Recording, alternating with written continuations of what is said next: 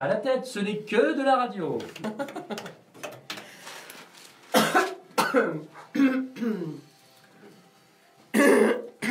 Non, ils font pas la tête. En fait, ils sont très tendus, hein. Un petit peu quand même, Florence.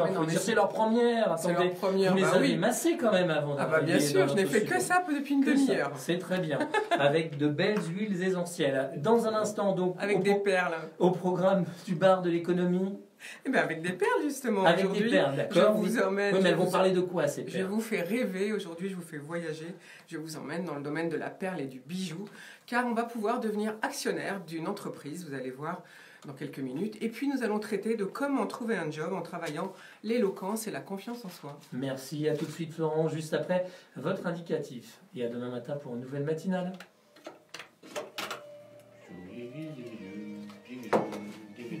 Allez, c'est à vous. Hein. Bonjour, bienvenue. Alors, le micro bien devant vous. Vous parlez bien à la pointe du micro.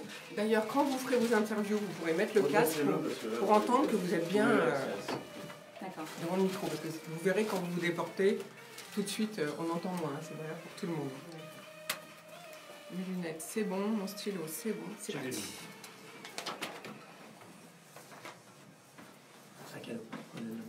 Quand le honneur est rouge, les micros sont allumés.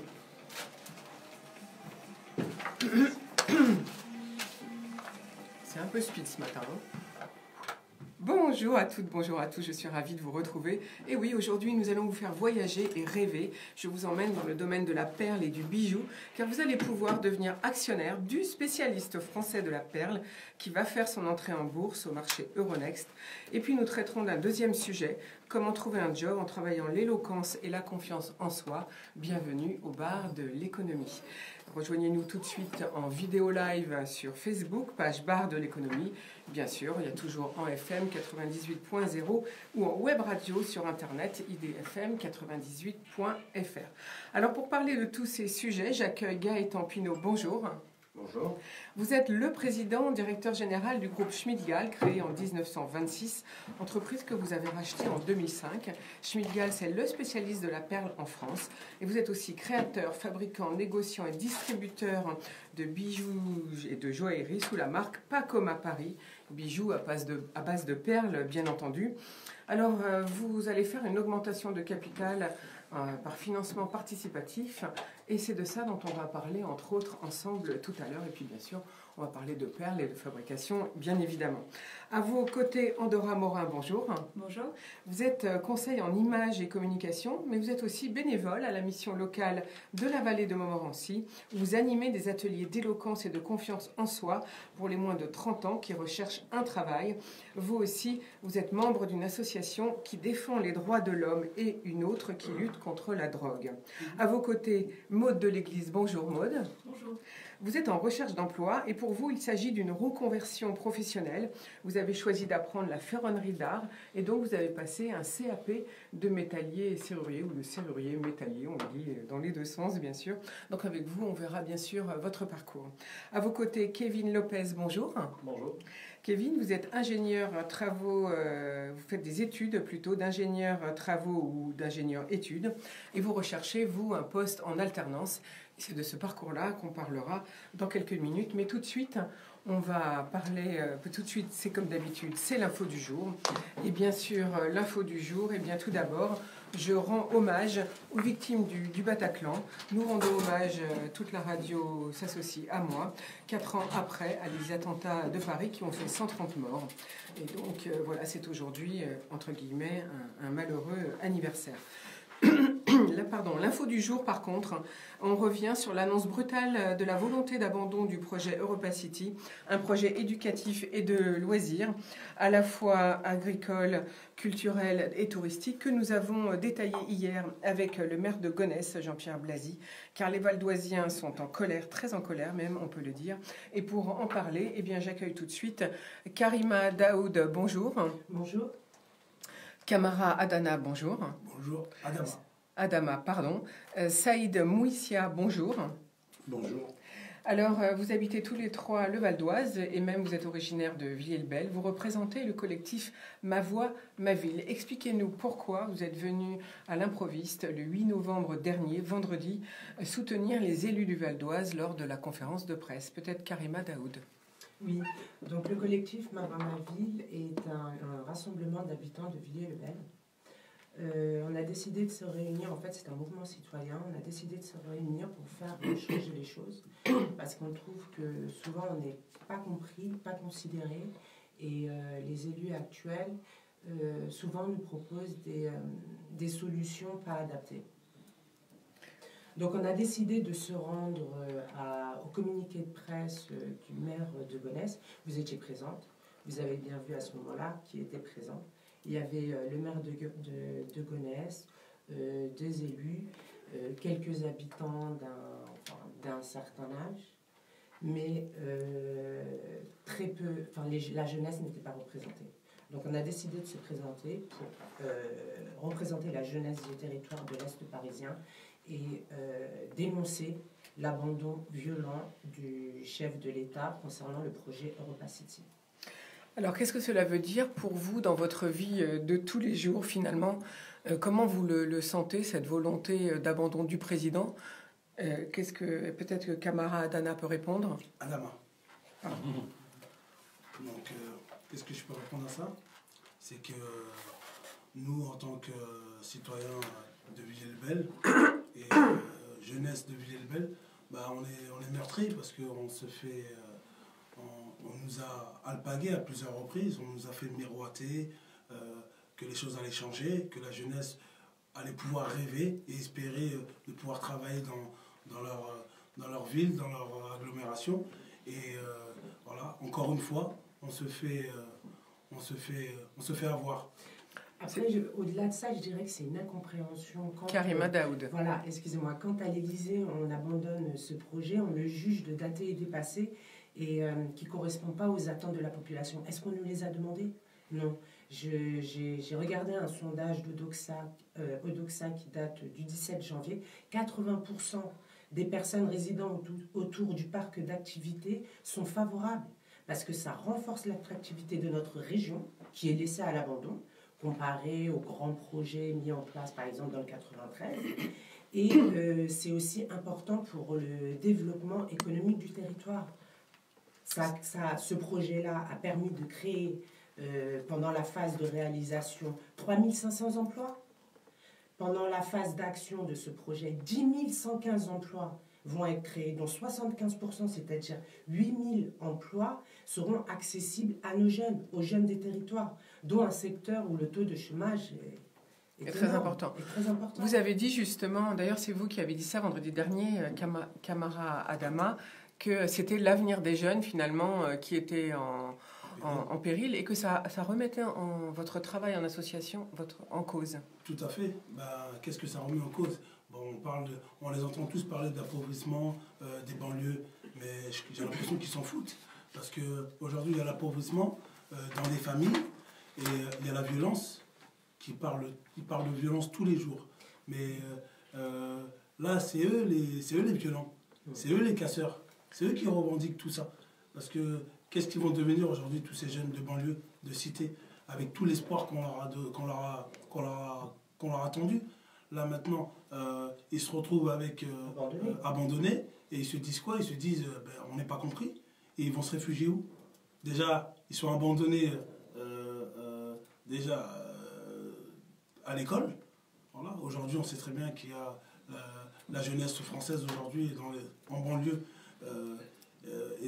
C'est très difficile en fait déjà très difficile déjà dans le parcours scolaire. Donc l'abandon pour des parents aussi. Donc comment ils font aujourd'hui? Donc ils vont se retrouver dehors, ils vont traîner, à voler, à foutre la merde. Et donc vous, le fait que vous soyez classé en quartier prioritaire de la ville et donc que ça fonctionne à coup de subvention, vous en pensez quoi par rapport à ce projet? Qu'est-ce que vous dites au gouvernement? Après, c'est pas palpable et mesurable. Le message fort qu'on veut dénoncer, c'est vraiment l'abandon du gouvernement. C'est une région pauvre. On est dans un secteur où des villes comme Sarcelles, Goussainville, Garges-les-Gonesse et Villiers-le-Bel, en 2016, représentent le 6e plus haut taux de pauvreté de France, avec 39,5%. C'est là l'urgence sociale, madame.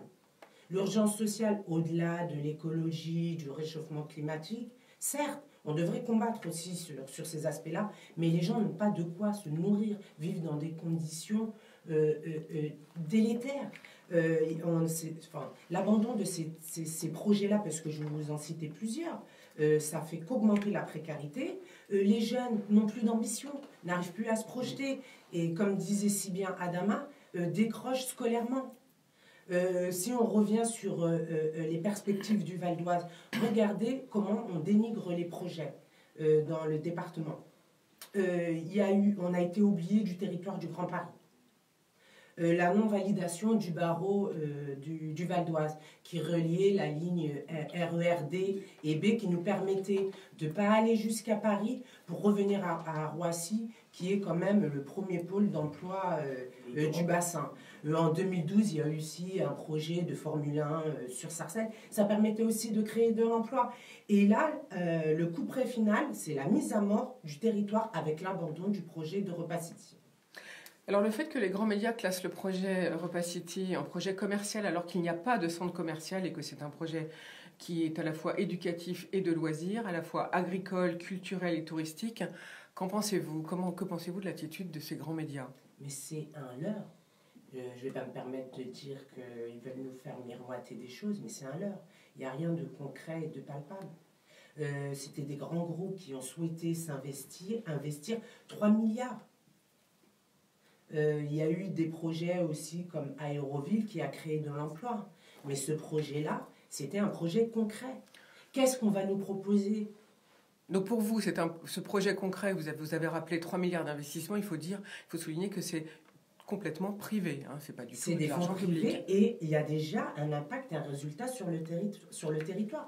Europa City, via des associations, ont permis à des jeunes de s'intégrer en insertion professionnelle en leur payant le permis de conduire à 150 €. Ça leur permettra de travailler en heures décalées et dans le secteur. C'est ça le concret. Qu'est-ce qu'on va proposer à cette jeunesse-là dans le 95 ? Alors, vous avez parlé de l'avenir des jeunes, effectivement. Est-ce que cela remet en cause votre confiance en l'État? Pour ma part, oui. Pour ma part, oui, parce que nous, on se retrouve dans nos quartiers. Qu'est-ce qu'on va dire à ces jeunes? Pour moi, l'abandon de l'État, c'est une forme de violence. En accumulant toutes ces... en se rendant compte des conséquences qu'il va avoir sur la population, c'est une forme de violence. Et on sait très bien où tous ces mots, MAUX, mènent. On mène sur le terrain, au quotidien, à travers le collectif, une sensibilisation... Ma voix, ma ville, je Ma rappelle. voix, ma ville, voilà, auprès des jeunes, où on est soutenu aussi par un candidat. Je vous invite d'ailleurs à rencontrer pour échanger sur son programme politique et qu'est-ce qu'il souhaiterait aussi mettre en place pour dynamiser la ville. Et ce travail au quotidien qu'on fait, c'est vraiment inciter les jeunes à prendre place active dans la société, faire entendre nos voix. Ça passera par les urnes. On se mobilise vraiment pour les élections municipales en 2020 et je pense qu'à ce moment-là aussi, à travers notre candidat Sori Dembélé, on essaiera de porter notre parole au plus haut sommet de l'État et être considéré. Parce vous dites que finalement, ça vous pousse à faire une liste aux élections municipales pour faire entendre votre voix parce que vous n'y arrivez pas, c'est ça? Voilà, c'est ça. Pour ma part, face à une violence politique, il faut répondre par de la politique. Villiers-le-Bel est une ville meurtrie. De 2007, et je ne sais pas si vous avez eu écho en octobre, on a aussi on a eu un drame tragique. Et encore un drame qui a été ce drame. Un drame tragique. Et à travers notre collectif et la politique, on souhaiterait aussi faire entendre nos revendications, notre colère, qu'on soit pris en considération et qu'on respecte notre deuil. Alors justement, dans votre colère actuelle par rapport à ce souhait du président et non pas du gouvernement, pour le moment, il faut peut-être qu'on fasse un petit peu la différence. Oui, c'est M. Macron qui a balayé Europa City. Qui souhaite balayer, mais la porte n'est pas encore complètement fermée. Donc justement, comment allez-vous faire entendre votre voix dans les prochains jours? Est-ce que vous avez déjà une petite idée? Vous avez dit vendredi dernier que vous étiez derrière les élus et que s'ils avaient besoin de vous, ils pouvaient vous contacter. Allez-vous essayer de rencontrer le préfet, l'État? Est-ce que vous avez déjà une idée de comment vous allez essayer de vous mobiliser? Malheureusement, vous êtes la première et la seule à nous proposer de faire une radio et d'expliquer notre action. On soutient les élus, chacun sa place. Je pense qu'on les soutiendra et ce sera à eux d'interpeller les pouvoirs publics pour faire entendre notre voix et notre mécontentement et dénoncer l'abandon du projet. Et on sera derrière eux. Et l'abandon de l'Est du Val d'Oise. On sera derrière eux. Donc si les élus du Val d'Oise font appel à vous, vous êtes derrière eux. On va passer la parole à Saïd Mouissa. Donc vous hochez de la tête. Qu'en pensez-vous? Que pensez-vous, vous, de l'approche de votre prochaine démarche? Est-ce que vous l'envisagez déjà? Bonjour. Notre prochaine démarche, elle est vraiment citoyenne déjà. Et on est derrière nos élus, bien sûr. Mais face à ce qu'on vient de recevoir en plein visage, à savoir en une semaine, en 7 jours, on entend que l'État va poser 150 milliards pour le 93. Voilà. Et le lendemain, on balaie juste à côté notre territoire. Il y a une disparité. Y aurait-il des pauvres et des plus pauvres? Y aurait-il des gens qu'on doit faire émerger et d'autres non? Il y a une ségrégation. Il y a un apartheid. C'est un apartheid géographique. Oui, d'ailleurs, il faut rappeler, c'est vrai, vous avez raison de le souligner, parce qu'il faut rappeler que le président de la communauté de communes Roissy, eh bien, dans cette communauté, il y a 42 villes, dont la moitié sont du 93 et l'autre moitié du 95. Et c'est pourquoi vous dites que pour l'État, il y a 2 catégories de pauvres. Alors ceux du 95 qu'on laisse complètement tomber, c'est ça que vous voulez dire? Exactement, et ceux du qui sont 93, désenclavés. Comme l'a si bien dit Karima, le premier bassin d'emploi est relié qu'avec une navette pour tout notre secteur, à savoir le Filéo. Donc même pas de gare. Il n'y a pas de gare, il n'y a pas d'infrastructure de transport.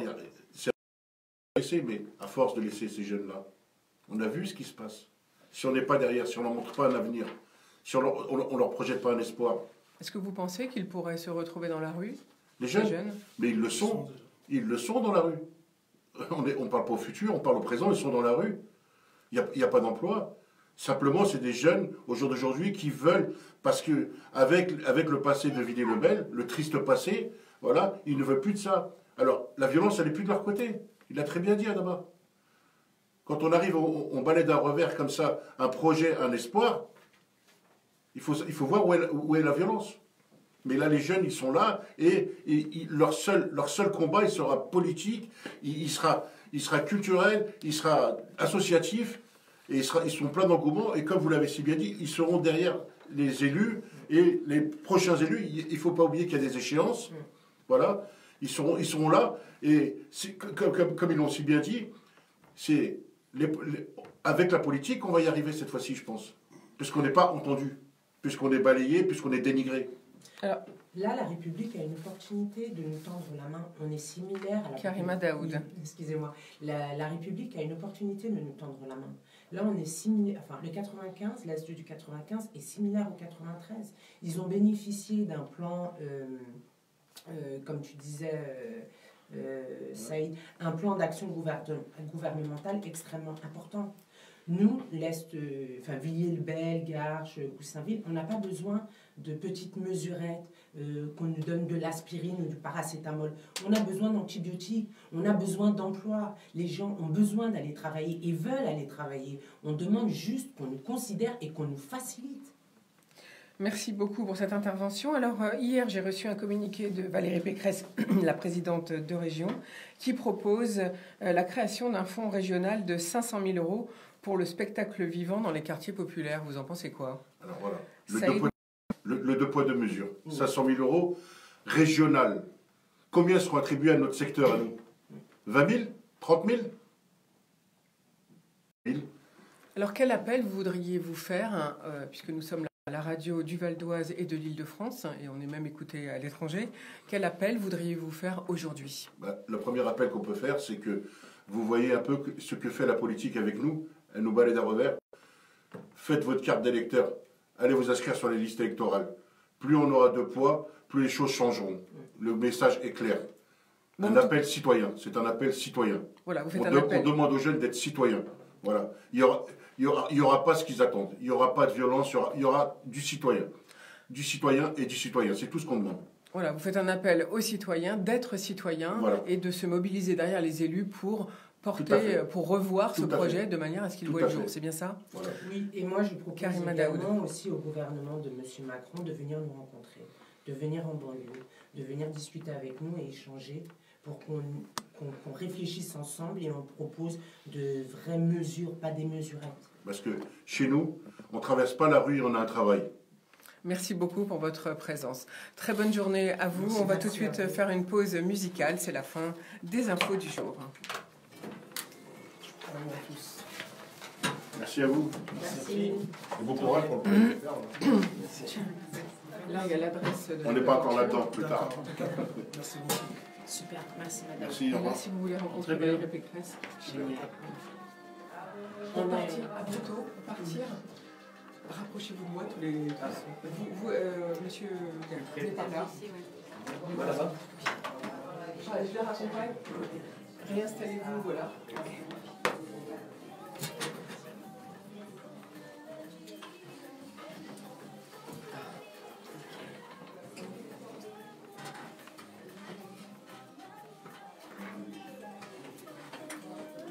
Il est cassé, j'espère que je ne vais pas finir par terre pour 5 minutes. Ouais. Vous voulez changer? Non, non, ça va aller. Je ne bougerai pas trop. Le casque, on le met tout le temps pour entendre. Ah oui. Je vais régler le niveau avec... Voilà. Installez-vous tranquillement. Tout va bien? Bon, vous voyez comment ça se passe. Rien de difficile, vous connaissez bien vos sujets.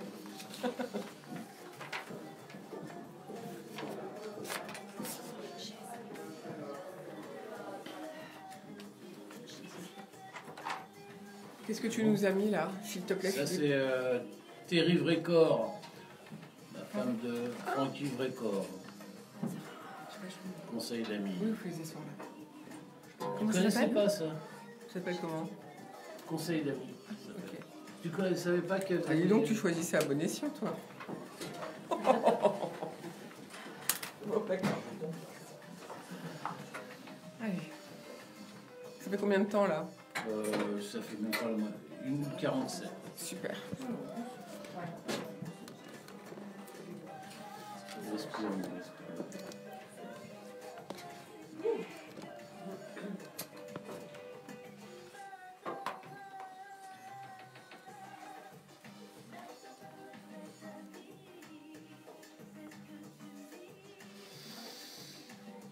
Ah, bah dis donc, oh, on a du boulot, hein. C'est quand même une gestion catastrophique. Comment? Non, rien, je me tais.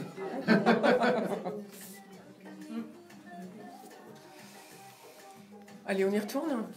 Vous êtes prêts? Tous?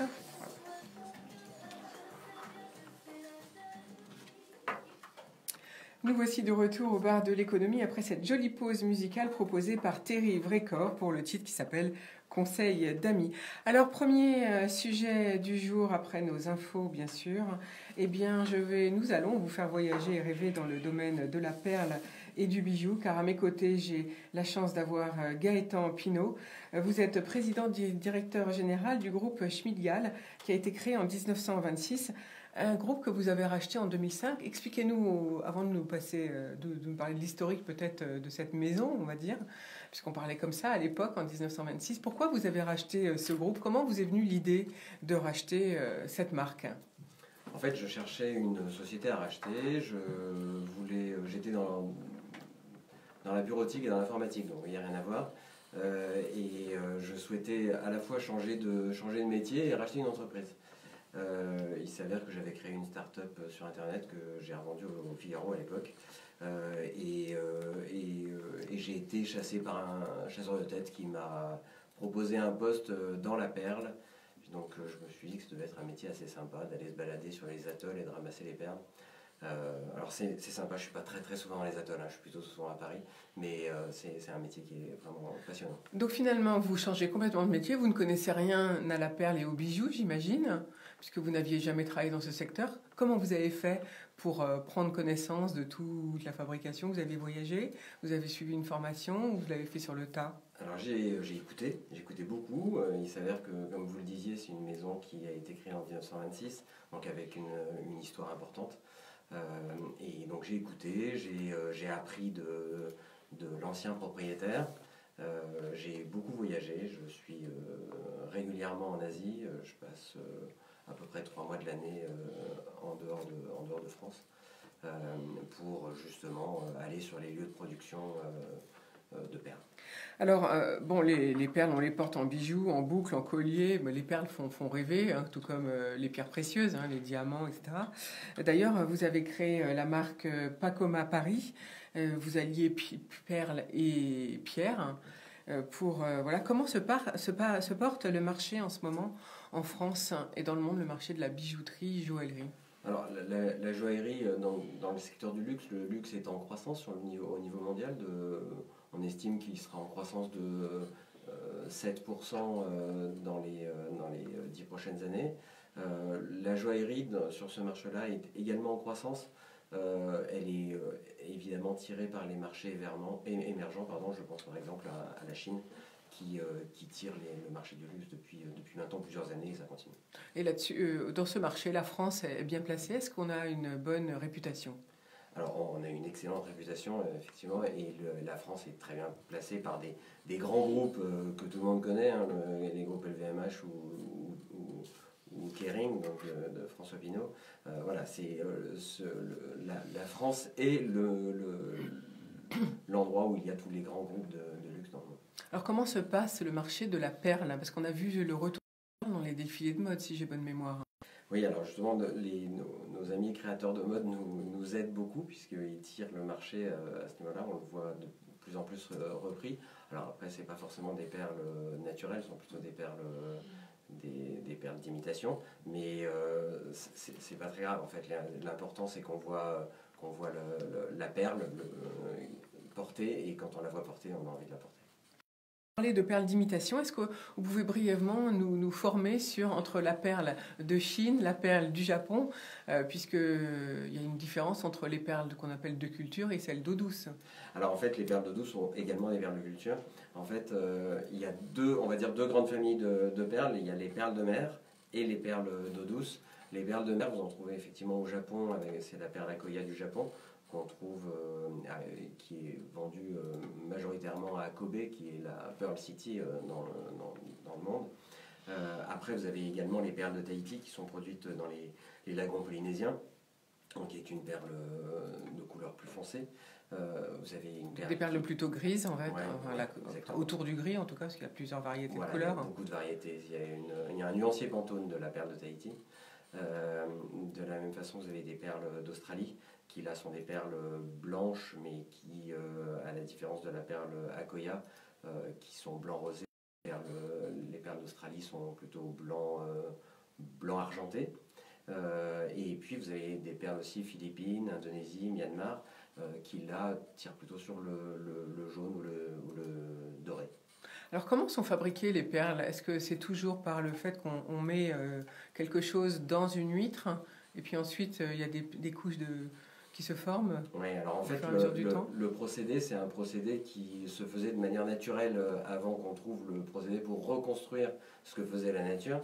Quand je dis qu'on découvre, c'est un japonais, Kokishi Mikimoto, qui a découvert le procédé à la fin du 19e siècle. Et en fait, effectivement, on vient mettre dans le mollusque à un endroit bien précis. Et ensuite, l'huître, pour se protéger de ce corps étranger, vient déposer de manière concentrique des couches perlières autour de ce noyau. Donc ça, c'est pour la mer dont je viens de parler. Pour la perle d'eau douce, c'est un petit peu différent, c'est-à-dire qu'on ne met pas de noyau. C'est juste, on ouvre le mollusque au moment de la greffe, on vient greffer mais sans mettre de noyau. Et ce n'est que de la nacre en fait de la perle d'eau douce. En revanche, comme il n'y a pas de noyau, si vous mettez un noyau rond, vous avez plus facilement quelque chose de rond à l'arrivée. Et rien, vous avez plus difficilement quelque chose de rond, ce qui fait que pour avoir une perle ronde en perle d'eau douce, il y a à peu près 95% de rebut si on veut qu'elle ait des perles rondes. Donc c'est pour ça qu'on trouve des perles de toutes formes finalement sur les marchés.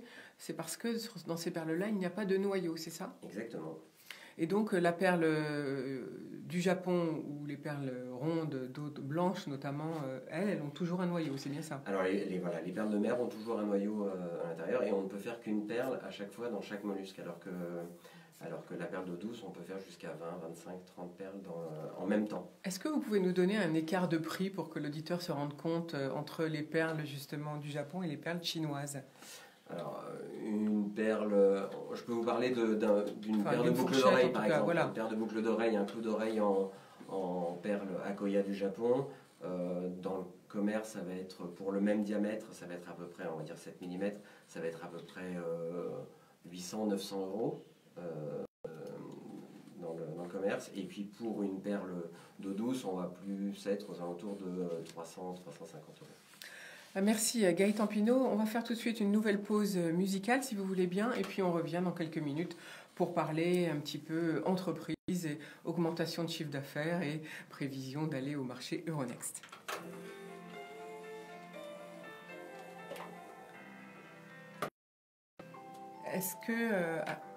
Est-ce que avant qu'on parle financier, donc voilà, on peut revenir sur la tendance des bijoux pour faire rêver un peu, je ne sais pas.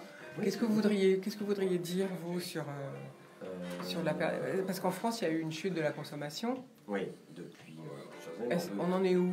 Le marché est aujourd'hui un peu plus stable qu'il n'a été, c'est-à-dire qu'effectivement, il y a eu une grosse baisse liée à la crise de 2008, pardon, et ensuite ça a continué à baisser.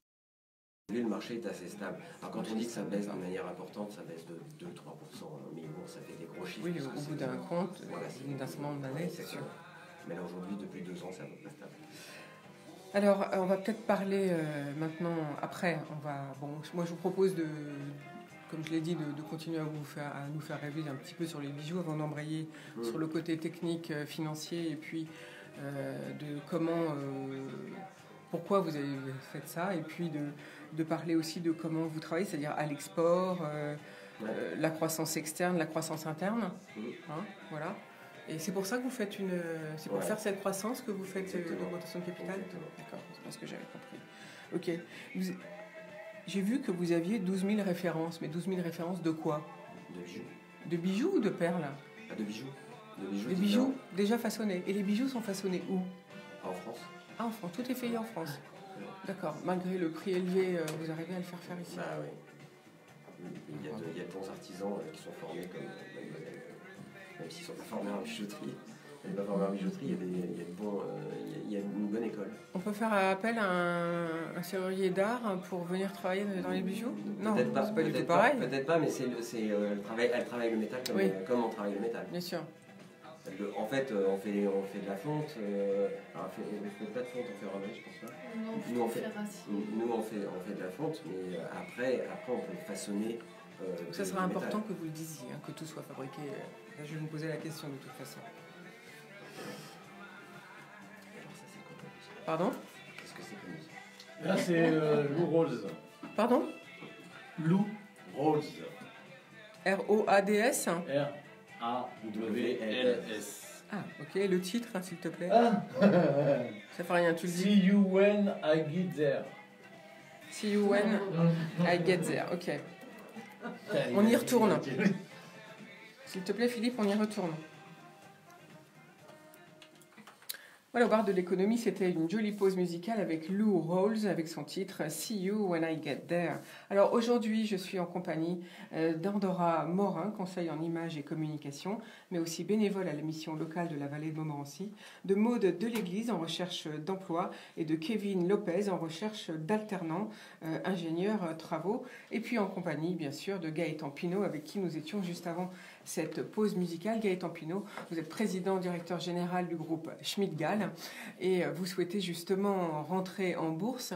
Vous allez faire une augmentation de capital, comme on dit, par une entrée en bourse. Alors pourquoi?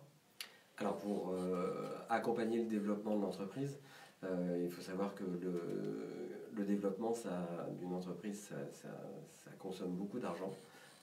Aujourd'hui, on a entamé un développement, notamment à l'international, et c'est très consommateur de liquidités. Première raison. Deuxième raison, comme vous le disiez, on a lancé une marque qui s'appelle Pacoma Paris. C'est une marque de joaillerie perle. On a allié la perle et le diamant et la pierre précieuse. Des magnifiques bijoux, je suis allée voir le site internet, j'avoue que c'est très tentant. C'est gentil, merci. Et pour accompagner le lancement d'une marque, il faut investir. Et cet investissement, on ne peut pas le faire nous tout seuls de notre côté. Donc c'est pour cette raison qu'on souhaite faire rentrer des investisseurs. Alors, vous avez plus de 12 000 références de bijoux, c'est énorme, hein. Combien, pour vous développer, combien de capitaux vous faut-il? Quelles demandes allez-vous faire? Et puis, combien d'installations en France et à l'étranger pour Pacoma Paris souhaitez-vous faire? Comment allez-vous vous développer? Alors, on ne va pas se développer en créant des boutiques. Je pense que chacun son métier. Nous, notre métier, c'est de concevoir, de fabriquer des bijoux en France. Et ensuite de trouver des distributeurs qui vont les commercialiser. Aujourd'hui en France on est distribué pour la marque Pacoma Paris, qui n'est pas la totalité de notre production, puisqu'on fabrique également à façon pour des marques. Mais pour la marque Pacoma Paris, on est présent dans une 50aine de points de vente en France.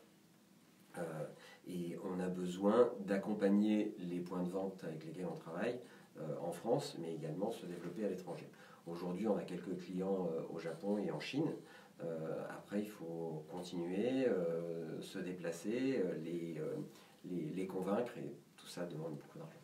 Alors, quand vous dites que vous ne développez pas de magasin, vous développez tout de même des corners, hein, j'imagine? Alors, on développe des corners. On a un corner qui a été ouvert chez Matsuya au Japon, à Tokyo, qui est le grand magasin le plus luxe de Tokyo. On avait également ouvert un corner au printemps bijoutier, ici à Paris, boulevard Haussmann. Et effectivement, on a dans l'idée d'ouvrir également un corner à Hong Kong pour pouvoir accompagner le lancement de la marque. Donc cette croissance pour vous passe forcément par l'installation à l'international, donc d'abord en Asie, vous venez de le dire, ou est-ce que vous envisagez de vous développer d'autres? Alors effectivement, d'abord en Asie. Pourquoi d'abord en Asie? D'abord en Asie. Il y a aussi l'Europe quand même, qui aujourd'hui est un marché qu'on développe en parallèle. Mais l'Asie, pour nous, est un marché important. D'abord parce qu'il y a une vraie appétence du marché asiatique pour des marques françaises. On s'en est rendu compte depuis plusieurs années et on n'est pas les seuls à s'en rendre compte, puisque toutes les marques de luxe françaises sont présentes en Asie.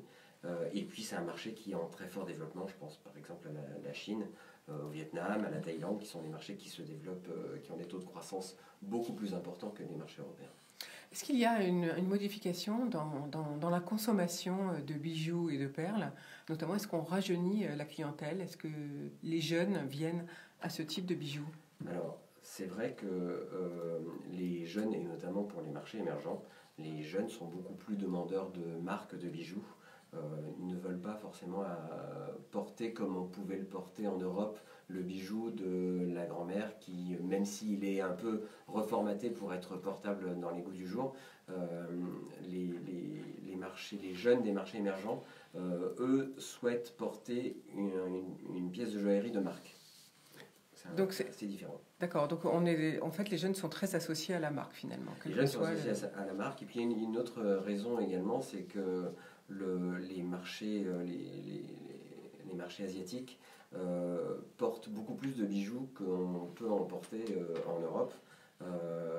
Pour une soirée, ils sont prêts à dépenser beaucoup d'argent pour porter une parure de bijoux, ce qui n'est plus forcément le cas en Europe. Oui, c'est-à-dire certainement le cas il y a quelques années. Vous voulez dire qu'à l'étranger, on s'habille et on porte des bijoux, alors qu'en France, on a tendance à plutôt se laisser un petit peu aller. On va à une soirée comme on est vêtu toute la journée, alors qu'avant, on se changeait. Oui, exactement. Exactement. Dites-moi pour devenir actionnaire de votre marque, comment faut-il faire? Donc vous allez être présent, je pense, au salon de l'actionnariat fin novembre, 21 novembre. 21 et 22 novembre. 21 et 22 novembre, on est présent au salon actionnariat, effectivement, qui a lieu Porte-Maillot. On a un petit stand, donc on pourra accueillir les actionnaires potentiels qui sont intéressés. Il faut savoir qu'aujourd'hui, on a déjà 90 petits porteurs qui sont actionnaires chez nous et qui sont ravis d'être actionnaires pour plusieurs raisons. D'abord parce que les premières années, on leur a distribué des dividendes et donc ça fait toujours plaisir à un actionnaire. Aujourd'hui, notre volonté, c'est pas de distribuer des dividendes dans les prochaines années. D'abord parce que si je distribue des dividendes aux actionnaires, ça veut dire que je m'en suis distribué beaucoup puisque je suis l'actionnaire principal, mais plutôt parce qu'on souhaite continuer à investir et les résultats qu'on va faire, on va les réinjecter dans l'investissement. Alors vous êtes l'actionnaire majoritaire, puisque vous en êtes aussi le propriétaire. Combien de pourcentage de vos actions allez-vous mettre sur le marché? On met 15% du capital sur le marché. 15% du capital, et du coup, l'apport minimum sera de combien? Alors, il n'y a pas d'apport minimum. L'action est à 8 €. Il n'y a pas d'apport minimum. Alors, c'est vrai que si je dois faire des assemblées générales et que j'ai 10 000 personnes, puisque tout le monde a pris une action à 8 €, ça va être un petit peu compliqué de faire les assemblées générales. Mais bon, il n'y a pas de minimum. Il n'y a pas de minimum, donc dès 8 €, on peut devenir investisseur de votre marque. Comment ça se passe quand on veut faire une entrée en bourse? Quelle démarche, avez-vous fait? Alors moi, je me suis associé à une société qui s'appelle C2IB, qui est un sponsor Euronext, c'est-à-dire que c'est une entreprise qui nous accompagne dans la démarche d'être présent sur Euronext. Là, il y a un autre avantage dont je n'ai pas parlé si on est actionnaire de notre marque. Comme je vous le disais, nous on est fabricant et on vend aux détaillants. Quand on est actionnaire de la marque, on a un accès sur notre site notre site e-commerce qui permet d'acheter des bijoux à peu près 60% du prix du marché, puisque on vend aux détaillants et le détaillant après bien sûr, fait sa marge. Alors donc, si on veut devenir actionnaire de votre entreprise, comment fait-on? Alors, on peut nous contacter. Vous pouvez nous contacter en vous connectant sur les sites internet de la marque, notamment il y a le site schmidgal.fr et il y a un bouton devenir actionnaire. C'est assez simple. Ensuite, il y a également un site pour aller directement pour se connecter pour être actionnaire. Et vous pouvez venir nous rencontrer au salon actionnariat si vous le souhaitez. Merci beaucoup Gaëtan Pinault de nous avoir fait rêver. Et donc, je rappelle que vous lancez donc une augmentation de capital. On peut devenir actionnaire de votre marque et de votre groupe, le groupe Schmidgal, qui possède la marque Pacom à Paris, les bijoux de perles et diamants associés, entre autres. Donc, à partir de quand lancez-vous cette possibilité de devenir actionnaire? C'est d'ores et déjà ouvert. Vous pouvez vous connecter sur le site. Et on a jusqu'à quand? Alors, normalement, jusqu'à fin novembre. Il est possible que ça aille un petit peu plus loin. Voilà, donc on rappelle l'adresse du site internet si on veut devenir actionnaire, s'il vous plaît. Donc www.schmidgal, schmidgal.fr. Merci beaucoup Gaëtan Pinault. Tu reprends là ou pas? Vous êtes sur IDFM. Non, fais-nous une petite pause musicale, puis après on change de sujet. Est-ce qu'il y a autre chose à dire? Ah oui, je voulais qu'on parle de la fabrication, dernier sujet. Si, ça c'est très important. Je l'ai placé 2 secondes. Non, il faut qu'on reprécise ma dernière question. J'ai oublié. Dernière question et après on enchaîne. Je ne fais pas de pause. Ça, Antoine. Ouais. C'est plus facile ça. Ça va aller mieux là. C'est plus facile. Dis-moi, c'est qui le titre? Je sais plus. Encore et encore. Francis Cabrel. Encore et encore. Ah oui, Francis Cabrel. Suisse. D'accord. Ouais. Vous voulez bien faire la photo avec nous, monsieur? Ah pardon, non, bah non, je vous laisse. Non bah pourquoi pas? Bah si, on va tous faire une photo après. On va tous se mettre là au milieu et on va faire une photo. Vous me l'enverrez? Merci. Bon, après, c'est à vous. Je commence par vous, après. Ok. Tout le monde intervient? Non. En principe, non. Enfin, sauf si elle... Il y a le micro là-bas. On verra à la fin si vous... Après, peut-être, si vous voulez... Bah oui, non, c'est-à-dire qu'après, si vous voulez dire peut-être combien de jeunes vous avez en recherche et tout, je veux bien. Les chiffres, je ne sais pas. D'accord, ok. Comme vous voulez, c'est libre.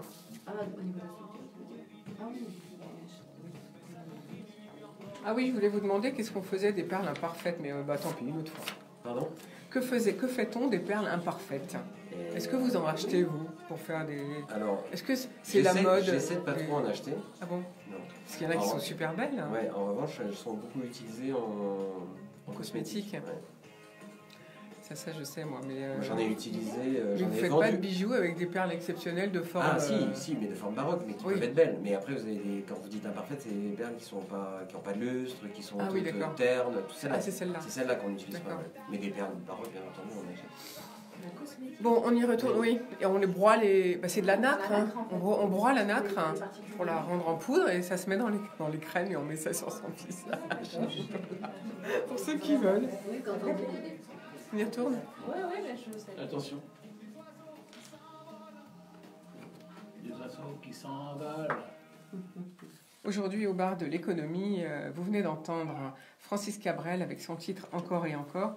Et puis nous parlons comment faire son entrée en bourse et surtout investir avec le groupe Schmidt-Gall et Gaëtan Pinault qui est à notre micro. Et puis nous allons parler dans quelques secondes d'éloquence et de confiance en soi avec Andorra Morin et 2 jeunes qui recherchent un job, Maud de l'Église et Kevin Lopez. Vous allez tout savoir dans quelques secondes parce que j'ai une dernière question à vous poser, Gaëtan Pinault. Où sont fabriqués vos bijoux ?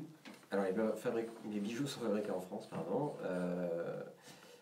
Voilà, dans des ateliers parisiens ou en proche province. Parce qu'on dit que le savoir-faire est rare en France et que surtout c'est cher. Vous arrivez à gagner de l'argent en faisant fabriquer vos bijoux ici. Donc vous êtes pour la fabrication made in France. Je suis pour. Moi, je suis administrateur de l'Union française des fabricants. Et l'Union française des fabricants est propriétaire d'une école qui s'appelle l'école de haute joaillerie, qui est située 58 rue du Louvre et qui forme, c'est pas la seule en France à former les futurs joailliers de demain, mais c'est une entreprise, une école qui est très réputée. On a encore des certisseurs en France, on arrive à en former, on en cherche. On a où le plus difficile à trouver, les certisseurs c'est bon, le plus difficile à trouver c'est les polisseurs. Parce que c'est un métier qui est difficile. On les voit, les polisseurs, ils ont tous les mains très très noires, puisqu'en fait il y a on travaille le métal, forcément. Donc, exactement. Merci beaucoup pour cette petite précision. C'est quand même important à l'heure où vous faites une augmentation de capital et nous, citoyens, on peut donc devenir actionnaire de votre entreprise, de confirmer que tout est bien fait en France avec le Made in France. Merci beaucoup Gaëtan Pinault. Alors on va tout de suite passer la parole à Andorra Morin. Vous êtes bénévole à la mission locale de la vallée de Montmorency. En fait, vous faites du conseil en communication. Vous avez décidé d'aider les jeunes en faisant des ateliers d'éloquence et de confiance en soi. Pourquoi ? Et puis expliquez-nous aussi, on va parler évidemment de ce que vous faites dans vos ateliers. D'accord. Donc oui, effectivement. Donc pourquoi ? Pour préparer donc les jeunes qu'on reçoit à ces fameux entretiens d'embauche qui peuvent faire l'objet de beaucoup d'anxiété. Donc on a mis ces ateliers en place, enfin la mission locale a mis ces ateliers en place pour leur proposer toute une série d'exercices qui visent à faire en sorte qu'ils puissent se présenter le plus aisément et le plus naturellement possible, parce que on le sait tous, un entretien d'embauche c'est maximum 1 heure, 1 heure et quart, et il faut se vendre dans ce laps de temps, et c'est vraiment pas évident. D'autant qu'il y a une étude anglaise qui est sortie hier, et qui dit, ou avant-hier, et qui dit que dans un entretien, c'est les 7 premières minutes qui comptent. Alors, je connaissais pas cette étude, mais personnellement, je suis 100% d'accord. Ça se joue en très peu de temps, ça va être la manière dont quelqu'un vous salue, vous sourit, vous regarde dans les yeux. Et on n'a pas besoin d'être convaincu de son parcours professionnel ni de ses expériences passées pour avoir envie ou non de l'intégrer dans une équipe. Alors vous proposez 2 ateliers, l'atelier éloquence et l'atelier confiance en soi.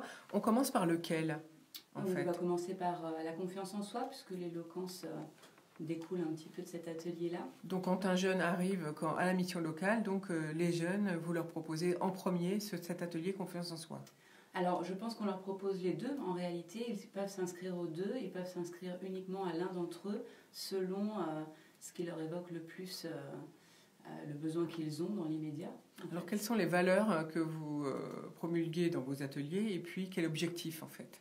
Alors les valeurs c'est vraiment d'être soi-même, de ne pas arriver avec des phrases préconçues, une attitude préconçue, chacun ses qualités, chacun sa façon d'être, et ce sont ces qualités et ces façons d'être qui apportent à une entreprise la variété, la richesse forcément.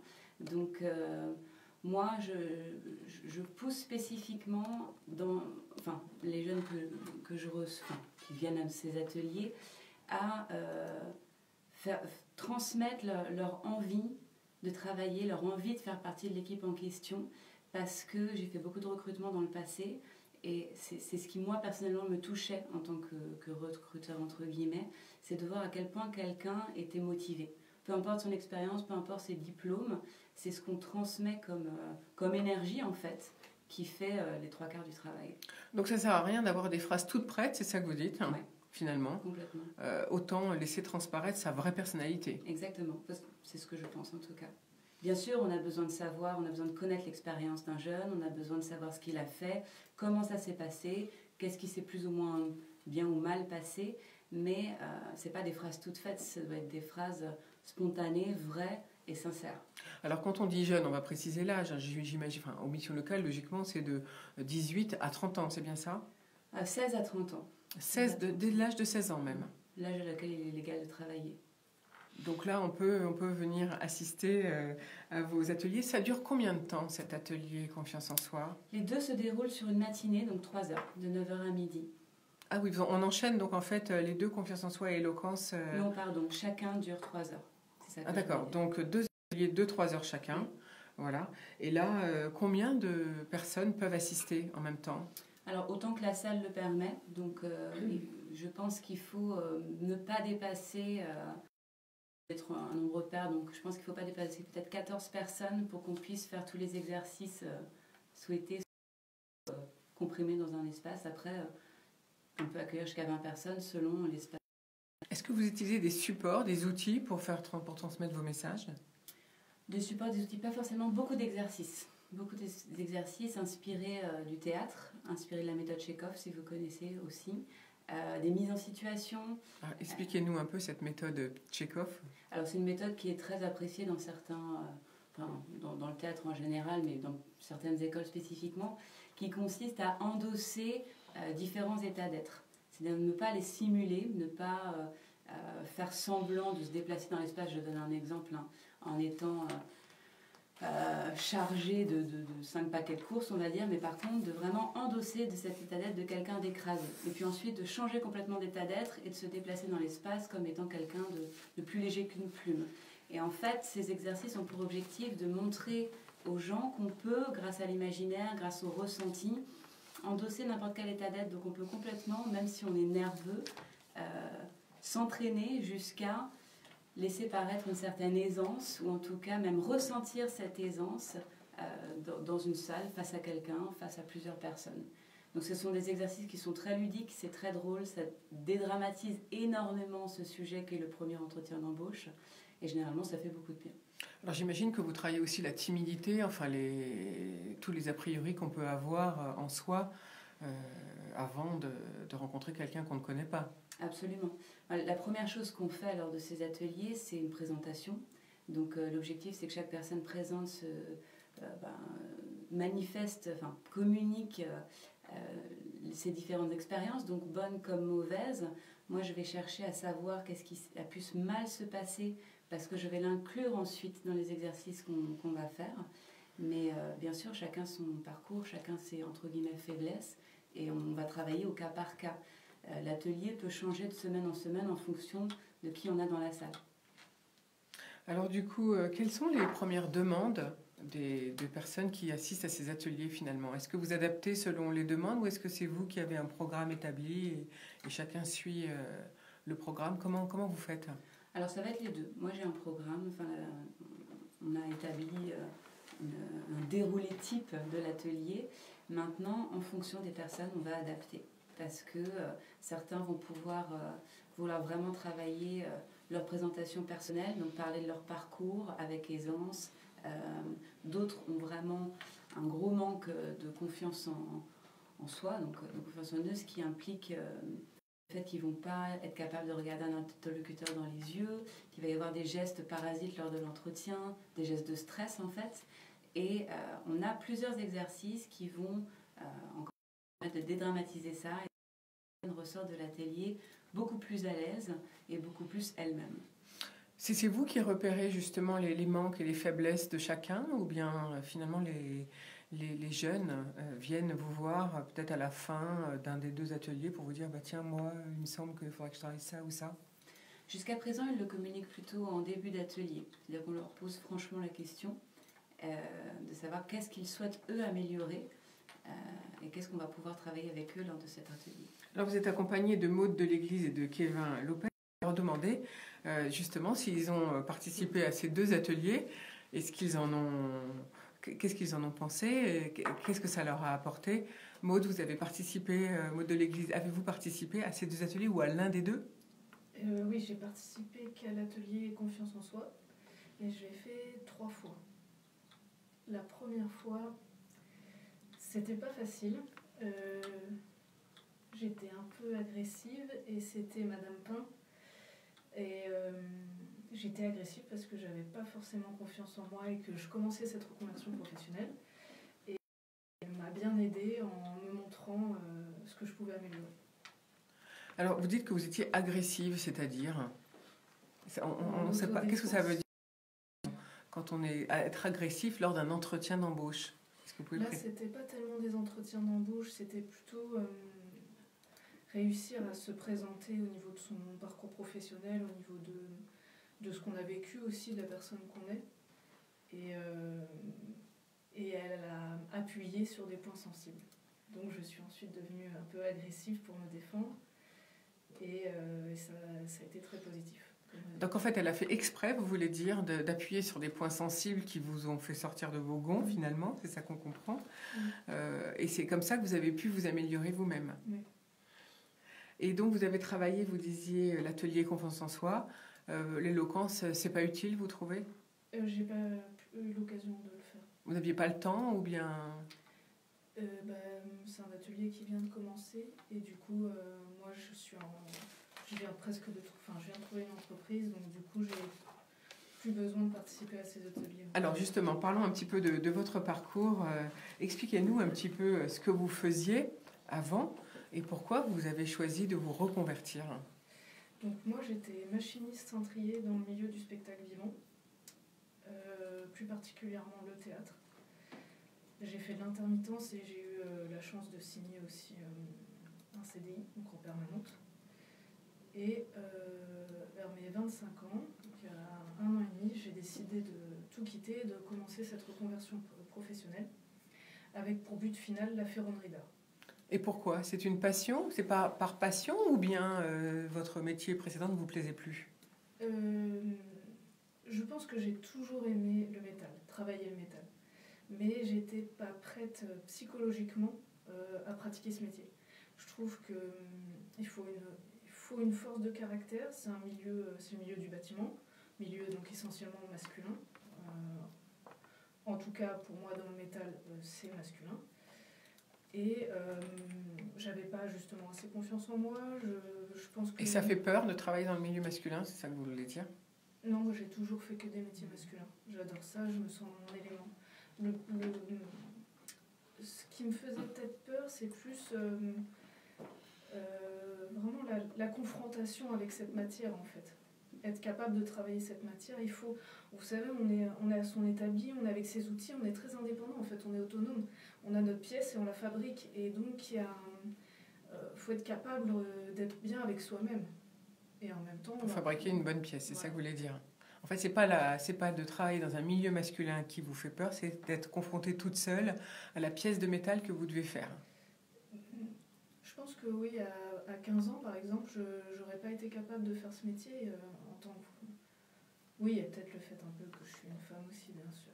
Et vous voulez dire qu'il faut une certaine maturité pour accepter de travailler donc avec ses mains et dans un milieu masculin qu'est le métal? Oui, et puis c'est des conditions rudes tout de même. Vous voyez, on est sur les chantiers, c'est dehors, qu'il pleuve, qu'il vente, on est là. Ça vous dérange pas? Non, ça me dérange pas. Dans les ateliers, souvent, Il n'y a pas spécialement de chauffage. Moi, par exemple, dans la ferronnerie, on travaille à côté de la forge.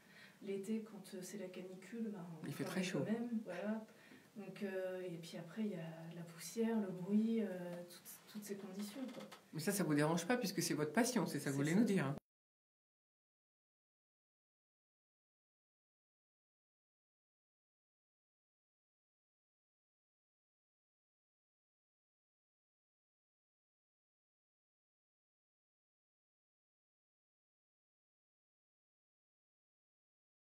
Vous avez quitté, donné votre démission. Exactement. Oui, je me suis lancée à ouvert. Et... Donc il faut du courage. Merci. Et puis de la persévérance, j'imagine. Parce que comment expliquez-nous votre cheminement pour trouver d'abord la formation et puis ensuite vous cherchez un job. Alors vous l'avez trouvé? Oui, pour la ferronnerie, là j'ai trouvé mon employeur. Très bonne nouvelle. Et... Donc ça date d'hier. Voilà. La bonne nouvelle. Tout récent. Combien de temps vous avez mis entre la formation et hier ça vous a pris combien de temps? Du coup, en fait, j'avais une entreprise en septembre pour faire un CAP ferronnier. Il y a eu une rupture du contrat. Du coup, je me suis retrouvée début octobre sans entreprise. Et donc là, je viens de retrouver une nouvelle entreprise 1 mois et demi. Et la première fois, là, j'ai déjà une expérience dans le métal. J'ai un CAP serrurier métallier. Quand j'ai commencé ma reconversion professionnelle, je suis allée directement voir la mission locale de Franconville. Et là, j'ai mis 3 mois à trouver une entreprise de serrurerie métallerie. Qui vous accepte? Donc, vous avez trouvé une entreprise en Val d'Oise? Oui. Donc ça, c'est une chance d'avoir trouvé effectivement pas loin de chez vous, finalement. Oui. Comment vous est venue l'idée de contacter la mission locale? Vous en aviez entendu parler? Comment ça s'est fait? Oui, j'en avais entendu parler, grâce à ma mère. Bon, l'aide de vos proches, finalement, en parlant avec vos proches, c'est utile. Oui. Alors, quelle va être votre prochaine étape, finalement? Et bien là, reprendre mon apprentissage, passer mon CAP ferronnier. Et après, je pense que si ça se passe bien avec cette entreprise, ils m'ont déjà proposé de rester travailler pour eux. Donc, vous avez encore combien de temps d'études? Il faut combien de temps pour passer le CAP serrurier métallier? Moi, c'est en 1 an. En 1 an. Donc, en juin ou septembre de l'année prochaine, logiquement, vous passez votre diplôme. Voilà, en juin. Qu'est-ce qu'il faut faire pour passer son diplôme? Vous avez un exercice à faire? C'est comme les ouvriers, les meilleurs ouvriers de France, qu'on vous donne quelque chose, une pièce à faire? D'ailleurs, on peut participer aux meilleurs ouvriers de France dans cette catégorie d'artisans. Oui, on a une épreuve de techno, une épreuve de fabrication d'atelier, un dossier technique aussi à rendre et je pense une épreuve de dessin. Donc tout ça dans 1 an? Oui. En juin peut-être ou en septembre? En juin. Qu'est-ce que vous a apporté le fait d'être entouré par la mission locale de Franconville, en l'occurrence pour vous? Ils m'ont soutenu. Ils ont su me redonner espoir quand parfois je l'ai perdu. Oui, par exemple, la rupture de contrat, j'imagine, c'est pas très agréable et puis on se retrouve toute seule au milieu de nulle part. C'est ça. Quand on décide de faire une reconversion professionnelle, on se retrouve très seul. Et du coup, on découvre qui on est et on apprend beaucoup sur soi. Parce qu'on ne s'est pas très bien accepté, vous voulez dire, la reconversion? Non, parce qu'on quitte son milieu, on quitte son univers pour un autre univers. Et notre métier, c'est notre quotidien, c'est-à-dire qu'on passe plus de temps au travail au final qu'en famille ou à la maison. Donc une fois qu'on quitte ça, on quitte une forme de confort aussi, en fait, qu'on a toujours connu, pour un inconnu, justement. Et du coup, je pense que oui, c'est un travail sur soi-même. Et du coup, comment vous pourriez résumer ce métier de serrurier métallier pour d'autres jeunes que ça pourrait intéresser? Qu'est-ce qu'il faudrait? Qu'est-ce que vous pourriez leur transmettre pour qu'ils aient envie de venir aussi dans ce métier-là? Il faut avoir envie de fabriquer avec ses mains et d'avoir la satisfaction de voir ensuite ce qu'on a fabriqué, ce qu'on a construit sur place. Et ça, moi je sais que ça me donne des étoiles dans les yeux, même si c'est un portail, un garde-corps, une main courante, j'ai toujours la satisfaction du travail bien fait après.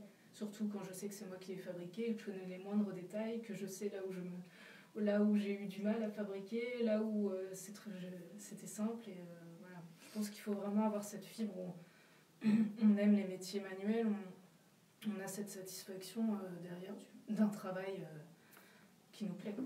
Est-ce que lorsque vous étiez au lycée, on vous a parlé de ces métiers-là? Non. Non, on n'entend pas parler. Disons que... on n'a pas trop privilégié la voie de l'apprentissage. Je trouve qu'à mon goût, en France, la voie de l'apprentissage est un peu réservée à une certaine classe. Et je trouve ça dommage. Merci beaucoup, Maud de l'Église, de nous avoir fait passer votre passion. En tout cas, on vous félicite d'avoir trouvé donc ce job qui correspond à vos attentes. Et puis, vous reviendrez nous dire peut-être dans un an si tout se passe bien. On va passer la parole à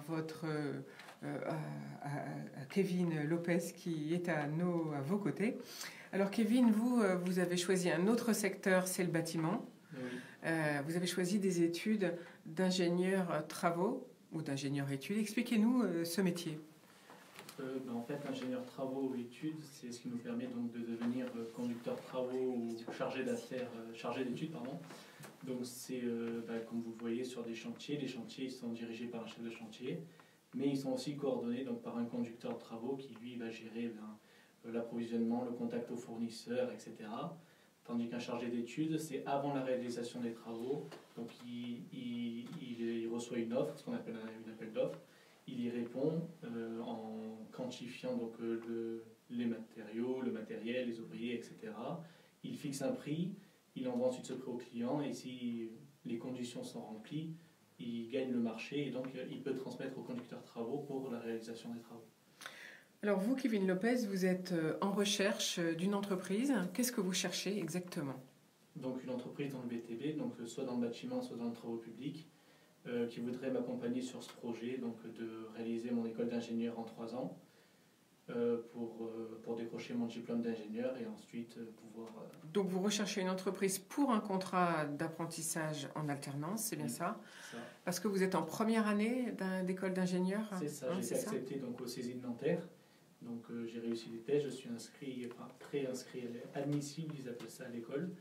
Et pour être admis officiellement, il me faut simplement un contrat d'apprentissage. Est-ce que c'est difficile à trouver? Ça fait combien de temps que vous cherchez? Ça fait 3 mois depuis la fin en fait, de mon contrat précédent. Donc jusqu'à maintenant, étant donné que j'ai quand même pas mal d'expérience derrière, j'ai pas eu trop de mal à trouver une entreprise. Mais c'est vrai que l'école d'ingénieur, c'est un autre niveau.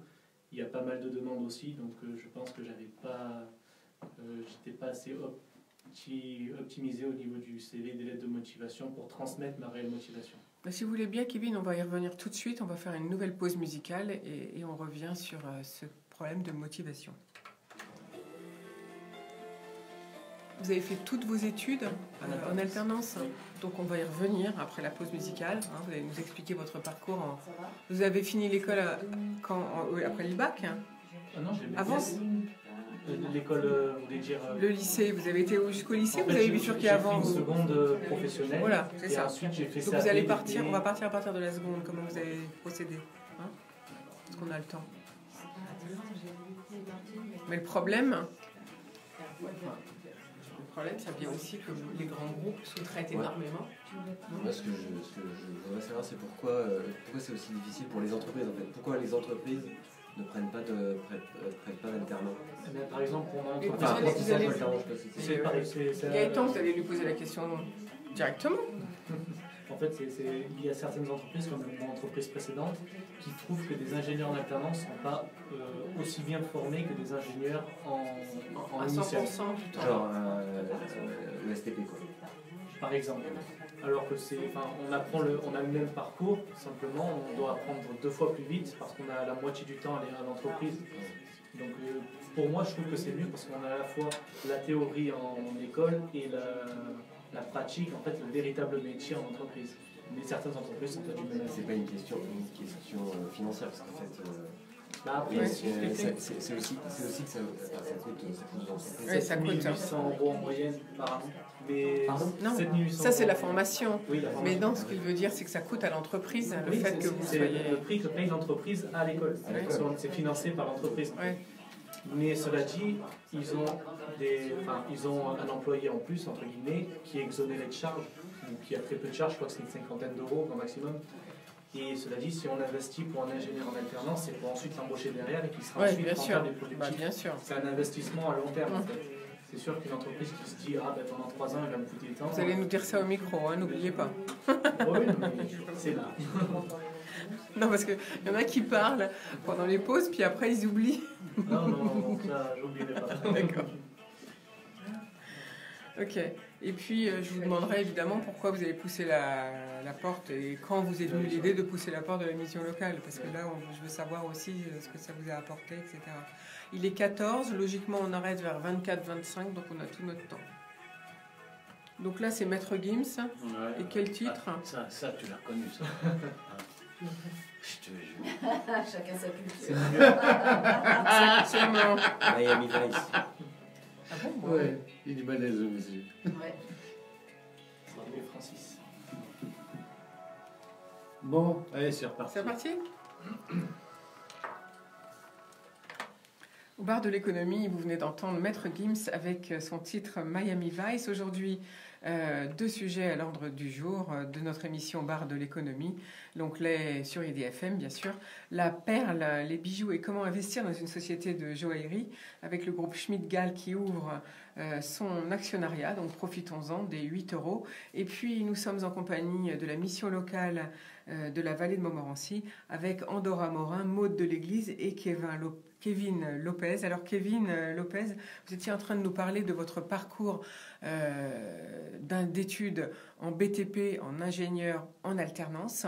Vous nous avez dit juste avant la pause que c'était difficile de trouver un contrat d'ingénieur en alternance.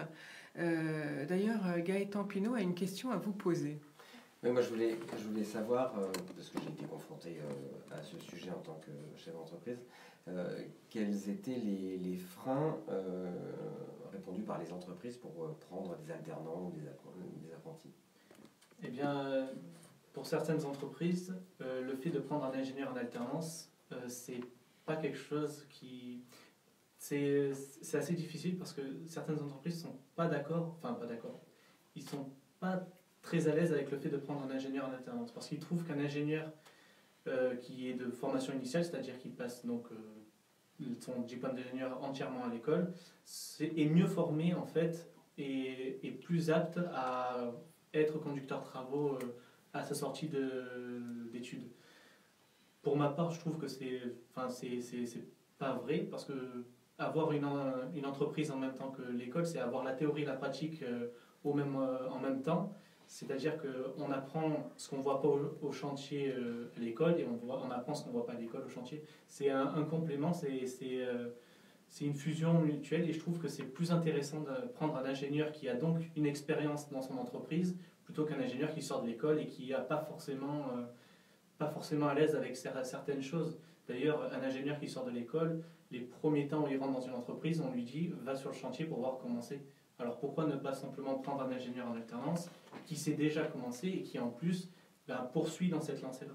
Donc c'est ça qu'il faut faire comprendre aux entreprises de BTP. Gaëtan Pinault? Oui, moi je suis convaincu de l'alternance parce que dans notre métier, dans la joaillerie, comme je parlais tout à l'heure de la haute école de joaillerie, ça fonctionne beaucoup avec l'alternance et beaucoup d'apprentis vont dans les ateliers pour apprendre à travailler le métal, même si heureusement dans l'école ils apprennent à travailler puisqu'ils sont des ateliers. Et c'est long de devenir bon pour travailler le métal. Ah oui, ça prend. En plus, on n'a pas le droit à l'erreur dans les bijoux. Ouais, ça prend beaucoup de temps. Moi, ce que je trouve un petit peu difficile parfois, pas dans ces métiers-là, mais dans d'autres métiers, c'est qu'on voit les écoles qui demandent beaucoup d'argent aux entreprises, beaucoup plus que l'étudiant paierait pour pouvoir les prendre en alternance. Je pense par exemple à une école, je ne vais pas la citer parce que ça serait pas très bien, mais qui multiplie par 3 le coût pour l'entreprise par rapport au coût pour l'étudiant. Donc, du coup, ça limite un peu l'envie, en tout cas, de l'employeur. Bien sûr. De prendre. Donc, certaines écoles abusent en même temps, ouais. tout comme les entreprises ont du mal à faire confiance aux jeunes qui font de l'alternance. Mais vous, Kevin Lopez, avez-vous fait toutes vos études en alternance? Oui, alors à la base, je suis parti après la 3e, donc dans une seconde professionnelle, en technicien études du bâtiment. Mais justement, je trouvais qu'il manquait ce côté professionnel, ce côté pratique. Pratique, voilà, mettre la main dans le cambouis véritablement. Il n'y avait même pas d'atelier. Enfin, du coup, je me suis dit, non, je ne veux pas faire ça, je veux apprendre vraiment le métier à la base. Du coup, je suis parti dans un CFA, où là, j'ai fait un CAP en maçonnerie dans une petite entreprise d'un artisan. Le métier m'a plu, du coup, je me suis dit, on va continuer sur cette lancée. Donc, j'ai fait un BP en maçonnerie. Et après, j'ai voulu me diversifier un petit peu. Je voulais arrêter le bâtiment et partir dans les travaux publics.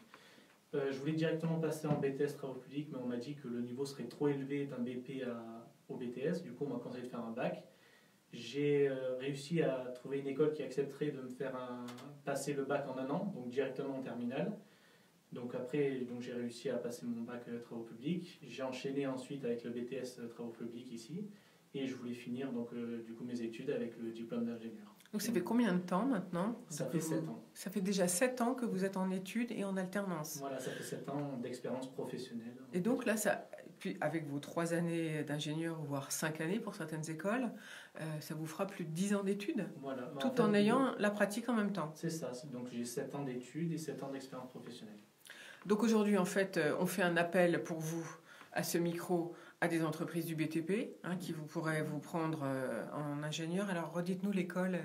Alors, c'est le CESI de Nanterre. Le CESI de Nanterre, c'est l'école que vous avez choisie.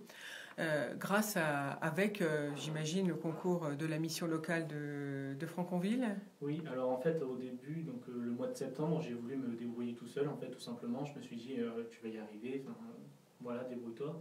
Mais au bout d'un moment, je me suis dit que j'avais pas les outils en fait pour attirer les entreprises, en fait, faire valoir ma candidature. Du coup, je connaissais déjà la mission locale d'avant, pas personnellement, mais j'ai de la famille qui était inscrite.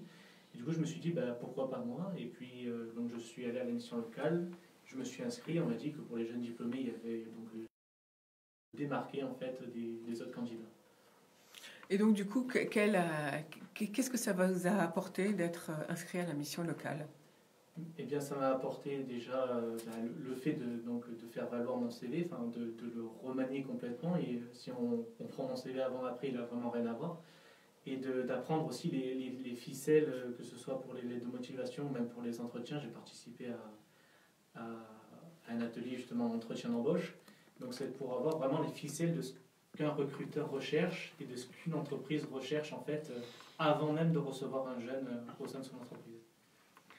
Donc finalement vous avez été entouré, vous avez un coach en fait, c'est comme ça qu'on peut les appeler les personnes qui travaillent à la mission locale.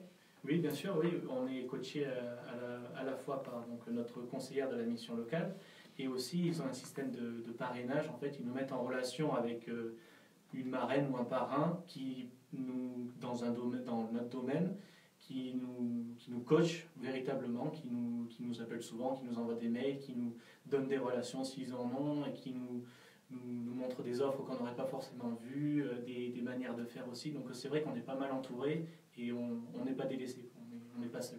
Et finalement, c'est important pour vous? Qu'est-ce que ça vous donne votre confiance en vous? Après, ça vous motive? J'ai toujours cherché seul. C'est vrai que j'ai toujours eu confiance en moi. Enfin, je me suis toujours auto-boosté, on va dire. Mais c'est vrai que d'avoir la mission locale derrière, c'est de me dire si jamais j'ai plus de motivation ou même plus d'espoir ou plus de solution, ils trouveront toujours quelque chose à faire pour moi. Et c'est ça qui aide finalement d'être en groupe, c'est quand même d'être entouré, c'est quand même important. Oui, c'est très important, c'est de se dire j'ai toujours quelque chose, j'ai toujours une solution, je ne suis pas seul chez moi à me morfondre ou quoi, il y a toujours quelque chose à faire et ils savent quoi faire. D'accord, donc c'est un support rassurant que d'avoir un coach à la mission locale de la vallée de Montmorency. Oui, ils sont toujours présents. En particulier. Voilà. Ils sont toujours présents. Si on a un problème, on peut leur envoyer un mail ou les appeler ou venir directement les voir. Donc. Alors là, vous, dans votre cas particulier, vous avez combien de temps pour trouver une entreprise? Que dit l'école? En fait, la première formation où je m'étais inscrit est pleine. Donc j'ai envoyé un mail, j'ai contacté l'école et ils m'ont dit on peut pas, enfin on peut vous mettre dans une autre formation. Donc vous êtes toujours voilà, on peut vous mettre dans une autre formation, mais on peut pas vous dire de date précise. Donc ils m'ont dit continuez à faire des entretiens, continuez à passer des entretiens. Quand vous avez une promesse d'embauche, vous nous l'envoyez et à ce moment-là on verra où est-ce qu'on vous.